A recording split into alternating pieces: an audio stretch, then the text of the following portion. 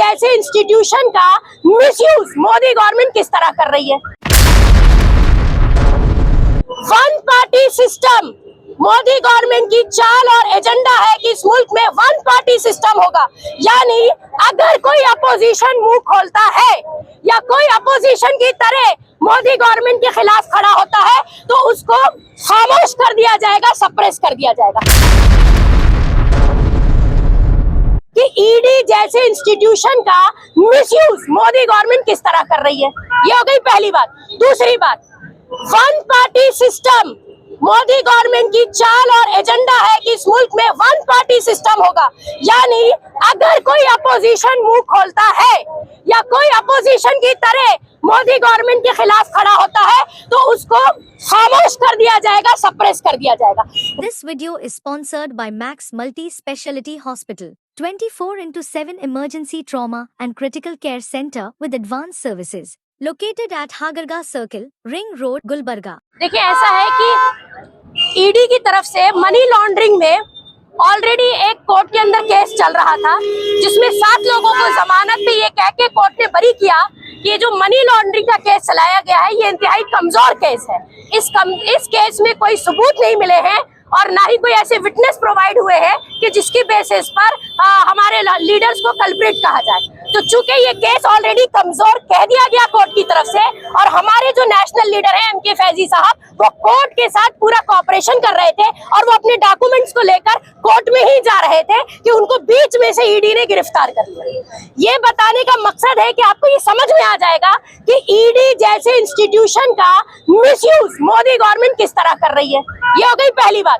दूसरी बात, one party system Modi government की चाल और एजेंडा है कि इस मुल्क में वन पार्टी सिस्टम होगा, यानी अगर कोई अपोजिशन मुंह खोलता है या कोई अपोजिशन की तरह मोदी गवर्नमेंट के खिलाफ खड़ा होता है तो उसको खामोश कर दिया जाएगा, सप्रेस कर दिया जाएगा।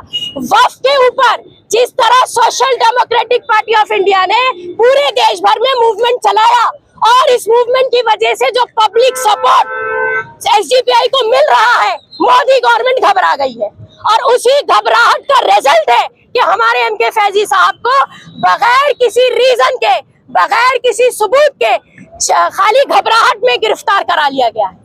तो ये बात मुल्क से छुपी भी नहीं है कि मोदी गवर्नमेंट बाय हुक और बाय क्रूक गवर्नेंस चलाने के लिए, पावर में रहने के लिए किसी को भी खामोश कराती है, डराने का काम करती है। तो हमें मैसेज दे दें कि आज पूरे हिंदुस्तान में जो लोग हमारे सपोर्ट में हैं, हम उनके शुक्रगुजार हैं।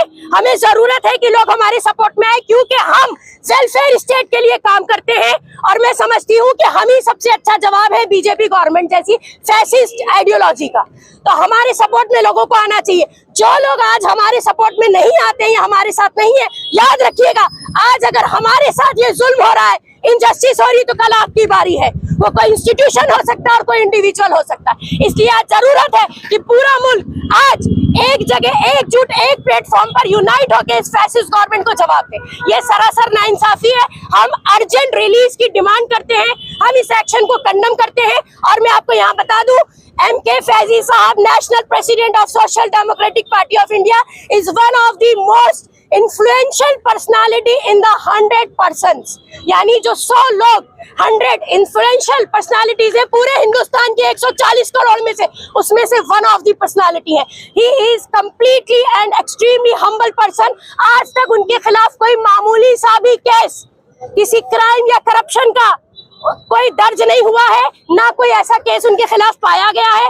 पुलिस में वो बिल्कुल क्लियर है, इलेक्शन कमीशन ने उनको क्लियरेंस दिया हुआ है, उसके बावजूद ईडी का मिसयूज है सिर्फ हमको खामोश करने के लिए। क्योंकि वक्फ बिल के ऊपर जिस तरीके से हम लड़ रहे हैं, इसमें हमारी जुबानों को खामोश करने के लिए डराने का एक तरीका है। मैडम, सिर्फ एसडीपीआई वक्फ बोर्ड के ऊपर, वक्फ बिल के ऊपर बात करते नजर आई है, वही देखा जा रहा है कांग्रेस जो अपने आप को सेक्युलर कहती है मगर उस पर कोई बात नहीं कर रही है। कर्नाटक हो या थ्रू इंडिया हो, कहीं पर से कांग्रेस की वक्फ बिल के ऊपर कोई बात नहीं है। तो एक बात बताइए, सबसे पहले तो मैं ये कहना चाहूंगी कि ये मुद्दा जो है सबसे पहले मुसलमानों से जुड़ा हुआ है। तो 65 साल कांग्रेस ने प्रूफ किया कि वो कितनी मुसलमानों की है। अब इस डिटेल में जाने की जरूरत नहीं, अब तो दूध का दूध पानी का पानी हो चुका है कि कांग्रेस ने 65 साल सिर्फ सेक्युलर होने का ढोंग किया है, वो कभी सेक्युलर रही नहीं। एक चीज। दूसरी बात कि चूंकि वो एक कमजोर अपोजिशन है, आज कहने को एसडीपीआई भले ही पावर में ना हो, लेकिन हम मोदी गवर्नमेंट की जितनी भी इल पॉलिसीज है, एविल पॉलिसीज है, anti national, anti democratic, anti fundamental, anti constitutional, anti law, जितनी पॉलिसीज ये पॉलिटिक्स करके लेकर आते हैं, हम सबके खिलाफ आवाज उठाते हैं। आप देखेंगे दलित, क्रिश्चियंस, या फिर जनता बजट हो, या फिर शेड्यूल कास्ट का मामला हो, रिजर्वेशन का मामला हो, बुलडोजर की पॉलिटिक्स हो, लिंचिंग हो, लोगों को यूं ही उठा के डिसेंट करना, या फिर ये ग्रज निकालना, पॉलिटिकल ग्रजेस निकालना, इन सब के खिलाफ हम बात करते हैं। अगर आज कांग्रेस नहीं बोल रही है तो ये सवाल कांग्रेस से होना चाहिए, हमसे नहीं, कि शर्म की बात उनके लिए है। हम तो बहुत ज्यादा प्राउड फील करते हैं। इंशाल्लाह हमें पूरी उम्मीद है कोर्ट से और जुडिशरी से कि एमके फैजी साहब जो है वो रिलीज होंगे, क्योंकि वो कंप्लीटली इनोसेंट। अगर रिलीज नहीं किया गया तो क्या एसडीपीआई एहतजाज कंटिन्यू? जी हाँ, एसडीपीआई का एहतजाज हर तरीके से जारी रहेगा और हर मजलूम के लिए जारी रहेगा, क्योंकि हमारा नारा है कि हर मजलूम हमारा है। मैडम, आपने कहा वक्त मुसलमानों का मुद्दा है और आप कह रहे हैं कांग्रेस सेकुलर होने का ढोंग कर रही है, तो ये बात आप कहाँ पीछे रह गए लोगों को बताने में? लोग तो कांग्रेस को वोट डालते हैं, सत्ता में लाते हैं, आप कहाँ पीछे रह गए? अगर लोग ज़हनी गुलाम हैं तो हम इसका कुछ नहीं कर सकते, ये लोगों को समझना चाहिए। कांग्रेस सिर्फ यही नहीं है कि मुसलमानों का मुद्दा इसलिए नहीं बोल रही, कांग्रेस और बहुत सारे देश के ऐसे मुद्दे हैं जिस पर खामोश नजर आती है। तो ये सवाल मैं पूछना चाहती हूँ कि आप लोग कांग्रेस से क्यों नहीं पूछते? अगर एक ऐसी जनता जो इलिटरेट भी होती है, बैकवर्ड भी होती है, उनको इलेक्शन के करीब आप 2000 रुपए दे के उनका वोट खरीद लेते हैं, तो इसके लिए एसडीपीआई जिम्मेदार नहीं है। एसडीपीआई अपना ईमानदारी से काम कर रही है। हम एक वाहिद ऐसे प्लेटफॉर्म है, पॉलिटिकल प्लेटफॉर्म, जो वेलफेयर स्टेट के लिए